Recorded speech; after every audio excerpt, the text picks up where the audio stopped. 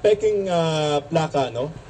Sa liability, meron na yung driver, since 9,000 yan. Yung sa kumpanya, pag-aaralan pa yan ng LTO, investigahan yan. Kaya magkakaroon pa rin tayo ng show cause order. So right now, ang liability attaches to the driver muna, pero hindi yan nagpe-preclude na maaaring may pananagutan yung kumpanya kasi nga, according to the LTO, peke yan. At bakit merong hawak na ganito yung kumpanya? Siyempre ako mga bossing. Well, mga bossing, hindi nyo kilala ngayon. Hindi nyo makikilala. Alam nyo bakit? Magugupit ako. Siyempre, sumaset na kami mga ko. Aga, no? Kasi it's your birthday. Yan. It's your birthday. Birthday natin mga bossing. Anyway, ganito. Birthday na ni bossing. Ano lang to?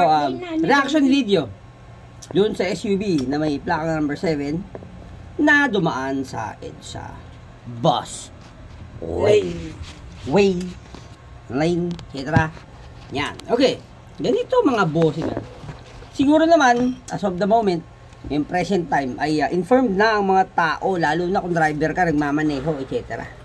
na bawal nang dumaan dyan, maliban ng presidente. Dahil? At maliban yung mga marked vehicles ng gobyerno. Dahil ito ay exclusive lamang sa mga bus. Para wala tayong problema. Kasi dati, pwede diyan yung mga, yung mga opisyal, etc. Binago na nga para yan, kumbaga yun. Para hindi yan magulo. Kasi yung presidente lang, ay, di ba? Walang mga walang mga, kasi ang plaka ng presidente, uno. Walang mga tropa kagaya mga congressman, mga senador. May mga tropa yan. O sige, may ini-issue yung plaka, bibigyan sila. Parang gano'n. Ano may ibig ko sabihin? So, okay, ganito yan Kayong mga dumadaan, yaan sa busway, or bus lane, or whatever. Sabi nga, gusto mo mag-viral, daan tayo dyan. Ganito lang. Anyway, wala akong no? Kasi kaya nga sila dumadaan doon kasi pasaway sila. At ano bang katwiran mo? Okay, kung ano man ang katwiran mo, no? Kaya may emergency, etc. Pwede ka mag-park sa isang lugar, tapos bigla ka sa mga, kung ano, basta ganun. Magano ka, mag-helicopter. Ayaw ko pababain yung gusto kong sabihin o gusto kong maging reaction dito sa, sandali naman, sa ano na to, sa video na to. Hindi lang naman ito para dito, kumbaga tayo gumawa lang ng video ngayon, hindi dahil sa wala akong masabi, pero ganito yan. Kung ano yung dapat ng pangalagaan, bilang, hindi lang itong SUV na to, driver na to, no? Pati yung mga motor na sa Segway, ang dami dyan na sisita talaga, halos araw-araw nakikita ko sa video ni yung foreigner, kahit sino pa. Bakit sinasabi, or lagi sinasabi ng MMDA or LTO na ang lisensya ay hindi karapatan. Ito ay privilege. Tama yung mga boss.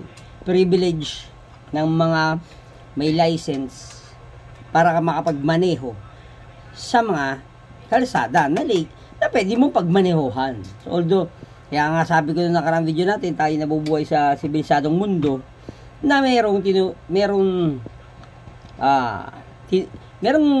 dapat tuparin na alituntunin or batas. Okay? So, yun. So, kaya privilege yan. License is a privilege. Lahat naman kami, may lisensya kami sa ganito, may lisensya sa ganun, lahat may lisensya para magamit mo yung privilege na yun. Okay? So, ang license is a privilege. Gagaya ng mga video ka rin, ako ay isang pasaway na nila lang na halos 9 na taon. No? Hindi pa magsasampung taon, hindi ko na rin yung lisensya, kung hindi ko rin maisip kung bakit. So, nung narinig nyo ko, isip bakit mo pinabaya kayo? So, ganito. Kasi napakahirap mag-ulit So, privilege yan.